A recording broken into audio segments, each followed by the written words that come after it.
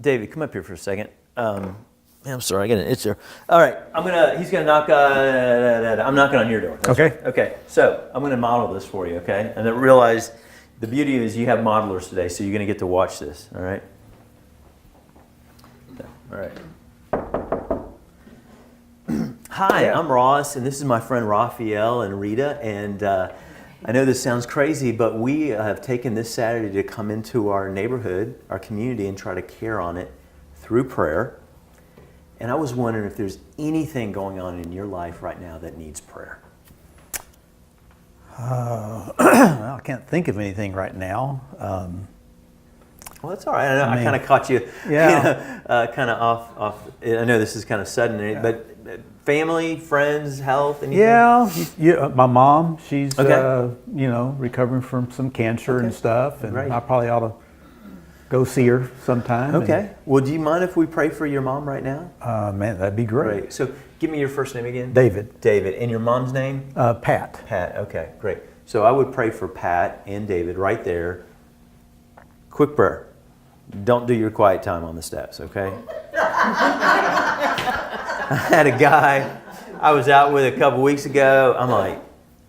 He was like 2 minutes in. I'm like, it's already weird and awkward, okay? You just add a long prayer in there and it gets weirder, okay? I'm acknowledging the reality that this is awkward, okay? I'm getting it, all right? I'm not that foolish. So I would pray for David. What was your mom's name? Pat. And Pat. Jesus' name.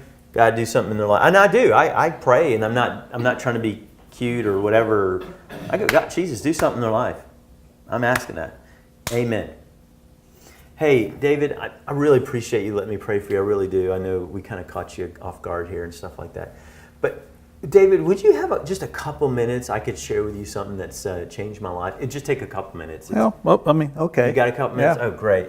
I should have had this. Hey, David, I'm not going to go through all this, but I'm going to share with you what's changed my life. I'm going to use 3 circles to do it. So the first circle represents the world we live in, and would you agree we live in a broken world? Yeah. Okay. Yeah. Right? You guys know what the rest looks like, right? So we're done. I'm good, David. There's really only 2 types of people. Those who have believed and surrendered, and those who are still caught in this vicious cycle of brokenness. They might know the truth, but they've never really believed and surrendered. David, which one are you? Let them answer. Don't jump in. It's called the pregnant pause. Just hold it.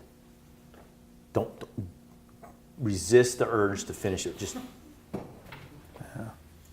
Hey, I don't know. I'm kind of somewhere in between here. Oh. Some days yeah. are good days, and other days I kind of So you feel like I'm you're on the somewhere right in path. between. Yeah. Yeah. So you've heard this message before, right? kind of, sort of. Yeah, you grew up. Okay. Yeah. Okay.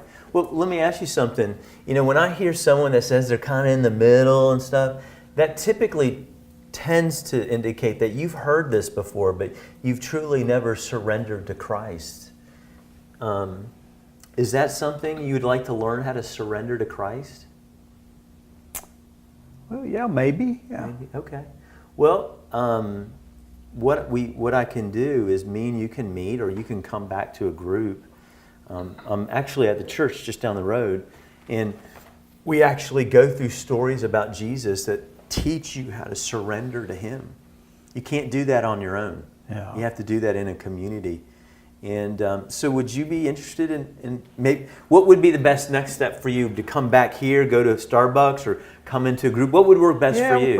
Maybe a Starbucks. I don't know Okay. about going to church yet. Okay, well that's fine. Well, I tell you what, can I get your email or your cell phone number, and we can just communicate through text and then find a way to see All if right. this is something you're All open right. to doing? Yeah. Okay, great. Yeah. So I get his information. I know what some of you are thinking right now. No one will give you information. They will. Okay?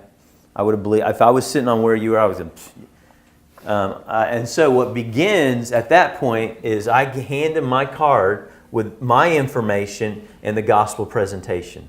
Okay? I leave it with him. He gives me his information, and guess what I do within a matter of hours?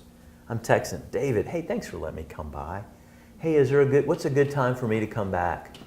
Or oh yeah. And so what you end up doing is you end up filtering to find out where God's at work in your community. If he doesn't respond to my text, that's fine. I go to bed like a baby. I don't care. I mean, I do care. But if he does respond, guess what? I go to the next step with him. I'm slowly building rapport through the text. It's kind of a safe way, right? Or email, right?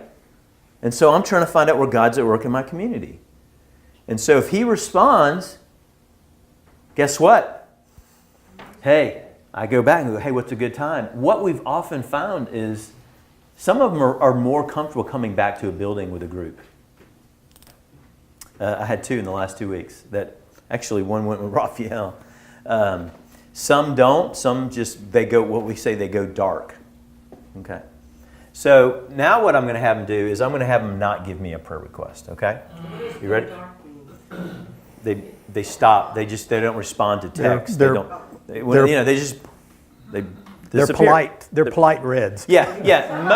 Most yellows. That's a good. Most yellows are polite reds. Does that make sense? Okay. So most yellows are polite red. Now let me say one thing with greens. Again, I don't have time to dump the truck on you, but typically when there's a true green, we have a thing called the Great Commission DNA, where we and I don't have time to do that with you today, where we unpack what next steps looks like. And we take that from Matthew chapter 28, verses 18 through 20, where Jesus basically lays out, you're called to be a disciple. He has authority, surrender. He calls you to be a disciple. You're to be baptized. We call them in baptism really quickly because that's the pattern we see in Scripture. It's typically the first act of obedience. But they push back on that, we still move forward. And then he says, teaching them to observe all things. Okay, we need to sit down and start teaching you how to observe or obey all things. That's the word observe. So we need to start setting up a time to do that. And so don't have time to go through all that right now. But so knocking on the door, no prayer requests, all right? Okay. Yeah. Hey, I'm Ross, and this is Raphael and Chris, and we live in this community, and I know this sounds crazy, just bear with me, but we're just trying to care on our community through just simply praying for every home in our community.